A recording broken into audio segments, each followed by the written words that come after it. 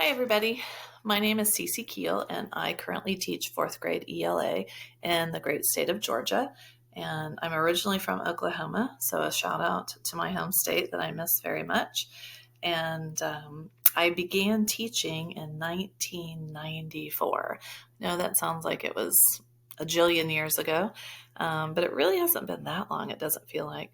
My teacher friends and I want to create a new teacher t-shirt, which are the in thing right now, and that says that we started teaching in the 1990s, and put a chalkboard on it, a little picture of the original Oregon Trail that we played for the first time, and not a retro version, which seems to be popping back.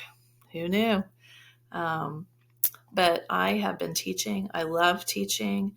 I have noticed, though, that our students really lack motivation these days. And I watch TikTok videos, yeah, and I see Instagram posts about lots of teachers that are very dissatisfied with the way things are going. And I thought I'll put together a video that talks about motivational strategies and how we can help them. And as I was putting it together, I was thinking back to 1994. I taught sixth grade in Oklahoma in elementary school. And there were students then that were not motivated. They didn't want to do the work. They didn't want to read. They didn't want to learn anything new. And I thought, well, lack of motivation in students isn't something new. It just seems to be what's standing out right now. So I was putting together this video to talk about 4 motivational strategies, and I really tried to apply those strategies to my thinking when I was getting the video ready. And I don't want to give them all away yet, but I'll talk about it as we go along. All right, student motivation.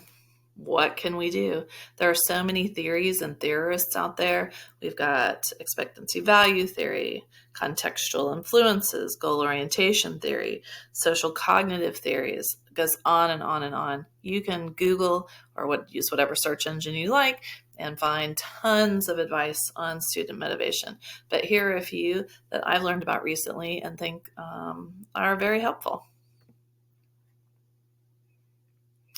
First off, as teachers, we have to build relationships with students.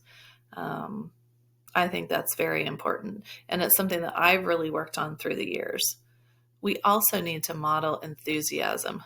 We have to show students that there's benefit in learning and that it's enjoyable and fun. Do I think learning about complex and compound sentences is always exciting, or prepositional phrases or order of adjectives? Not really, but I can apply it to things that we can be enthusiastic about. For example, the Braves or the Hawks, or what's that soccer team? The United. Or a lot of people around here really get excited about the Georgia Bulldogs, and we do talk about them frequently in my classroom. And we also need to be inspirational for our students.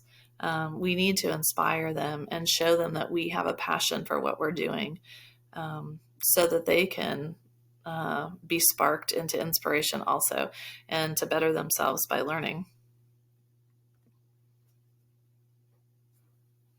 And I forgot to do my transitions again. See? So I'm going to think back to one of my growth mindset that I'm going to talk about, and know that there are failures and we just need to learn from them and move on. And this is about the 4th time that I've tried this video, and I have forgotten to put my really cool thumbs ups. And you know what? It's okay. And I'm going to move on.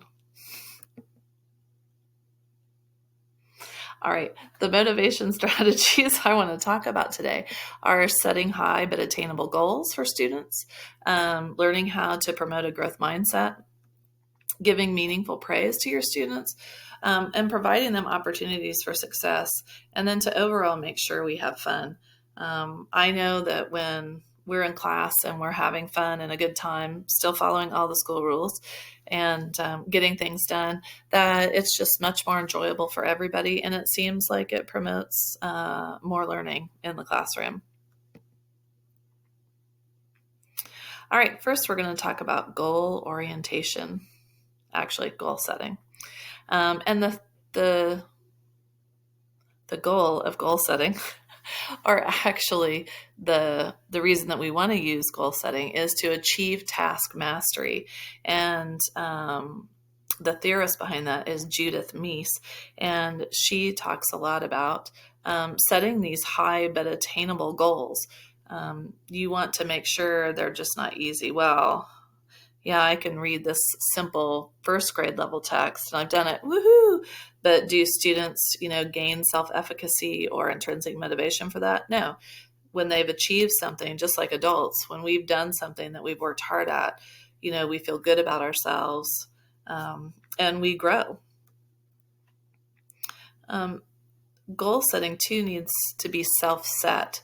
And students do better with goals they set for themselves. And when I first was reading about that, I was like, well, we all have to learn about prepositions and prepositional phrases. So how on earth can the students have self-set goals for that?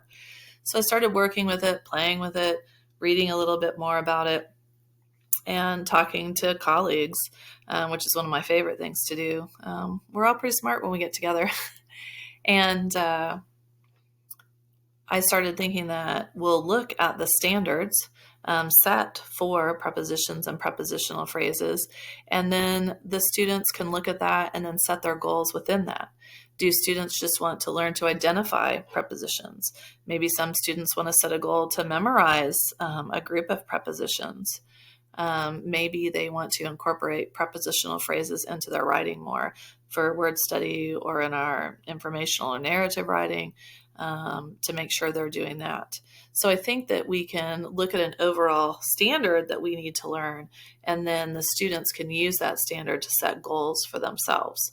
And I'm going to try that out soon and see how that goes. I'm sure it won't go perfect the first time, and I'm sure not everybody will understand how to do it, but I'll keep a growth mindset and keep going. The last thing about goal setting is to achieve this task mastery, we do it through increments and to divide it. Maybe if we're talking about order of adjectives, first I learned the acronym, for the order of adjectives, which I didn't know there was such a thing until I started teaching fourth grade.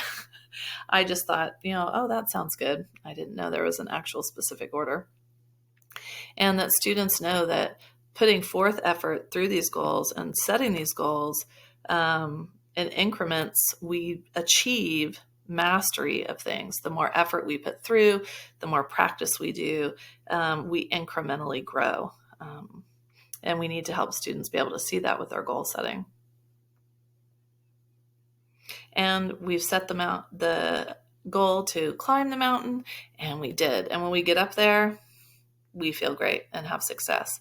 A few years ago, my husband and I were in Canada, and we were at the top of this mountain, but there was a little part we could go further, and we were like, oh, we can get up there.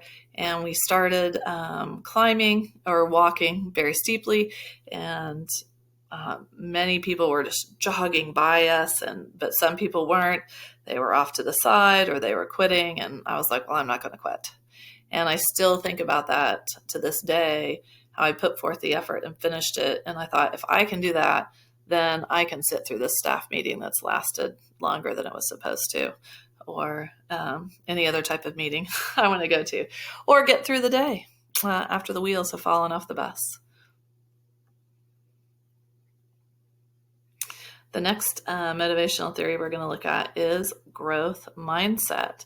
And Carol Dweck has put out several great books, and my teammates have really jumped on the growth mindset theory, and they are experts at the beginning of the year instilling a growth mindset in their math students. They're very inspirational with it, and the kids know how to talk about it. And if you don't know anything about growth mindset, she talks about how you either have a fixed mindset or a growth mindset. And when you have a fixed mindset, people or students believe that no matter how hard they work, there's really no reason to do it because they're not going to learn anything or get any better.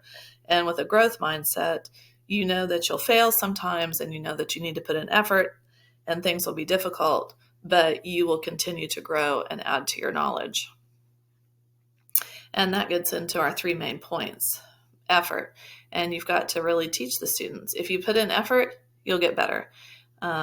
If you practice your multiplication tables, you'll learn them. It might be at a different rate from somebody else. Somebody might be able to practice for a month and know all their ones, twos, and threes, and you might need to practice for 6 months to learn your one, twos, and threes.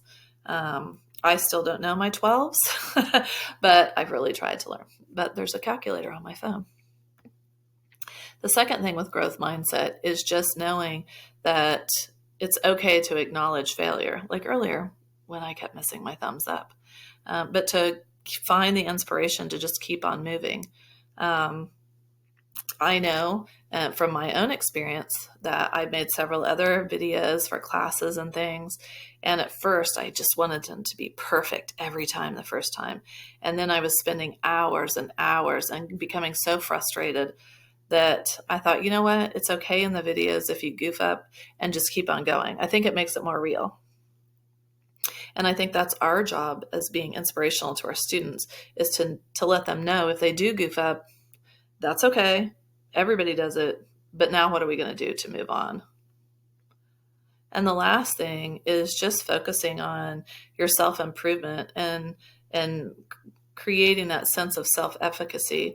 You know, I don't like to make videos because I don't like to see myself on the camera. But I know that when I've taken classes or when I watch videos and I see a real person there, I'm more connected and I find it more interesting, because it would just be kind of boring if I just had the slideshows and I wouldn't be able to build that relationship with you. And our little seedlings can grow into giant trees as they get older. And hopefully students' knowledge, when they come to me, is small from 4th grade, and when they leave, it's gotten to be bigger.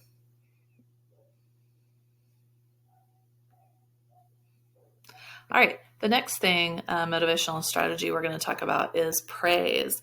And Carol Dweck has done a lot of writing about that.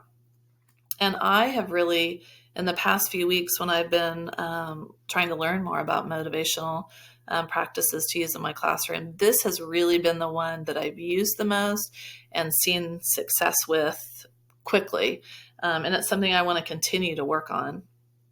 And the first thing is to make sure that you're providing positive reinforcements to students.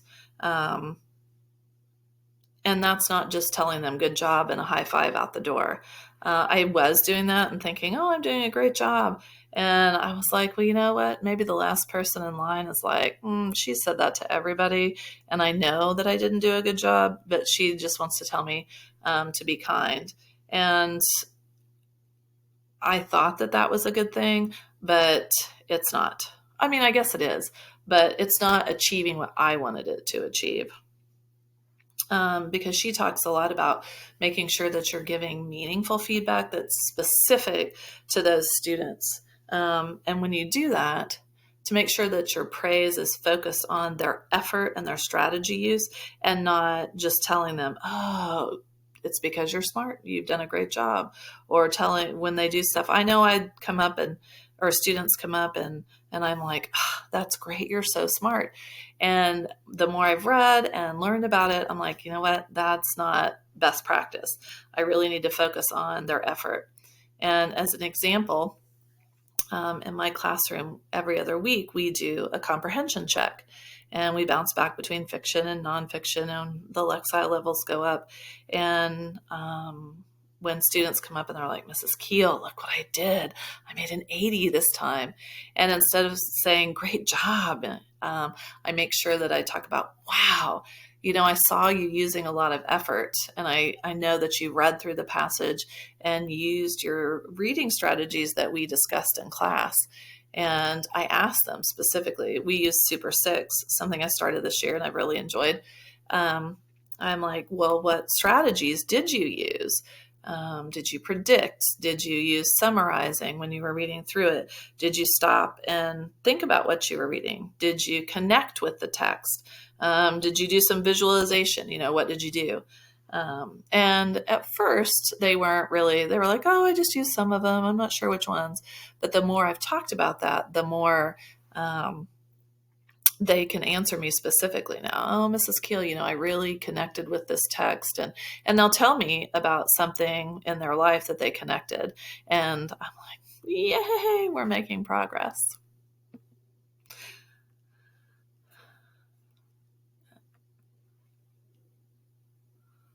Woohoo! Success. Jacqueline Eccles has done lots of writings about students being successful and how that's motivating. And we've got to provide opportunities for success for our students in the classroom, no matter where they're at. I typically have students with IEPs in my classroom that have different needs for what they're experiencing in class and where they're at for differentiation. And we've got people on every level that learn different ways, and you've got some that can pick up. My snap was a little too early. We've got some students, you tell them once, they've got it, they've done one practice, they're perfect at it. And then we have some that we practice repeatedly. We do it out loud, we do it together, we do it independently, and it takes them a while to catch on. And sometimes students just aren't ready to learn what we're talking about. They're not developmentally at the stage they need to be at to pick up on the skills. And maybe in a few months when we go back and review, they'll be like, oh yeah, I remember that. But we do need to provide opportunities for success. And I think this is a place where we can tie in our goal setting with that so that they can be successful with the goals they set for themselves. We as teachers not only need to be inspirational and enthusiastic, we also need to expect success from our students, because sadly, so many of them don't expect success from themselves. We have to build that fire first. And students need to believe that they can succeed. And as I said, many of them don't. And once they start seeing this, they'll raise that belief that, oh, you know what, this is hard, but I can do it. The last thing I want to discuss is something I found that is very simple and that I've gone back to several times. And I want to make a little poster to sit beside my desk so I remember to incorporate these, is by Dr. Brett Jones, and he talks about the music model of motivation. Empowerment, usefulness, success, interest, and caring. Is what we're doing empowering? Am I empowering students? Is what we're doing useful to students? Are they able to achieve success? Is it something that's interesting? And do those students know that I care about them and that I care about, their growth as a student? Check it out. He's got several YouTube videos that you can learn more about it. And I think it's an easy way to instill success or motivational practices in your classroom.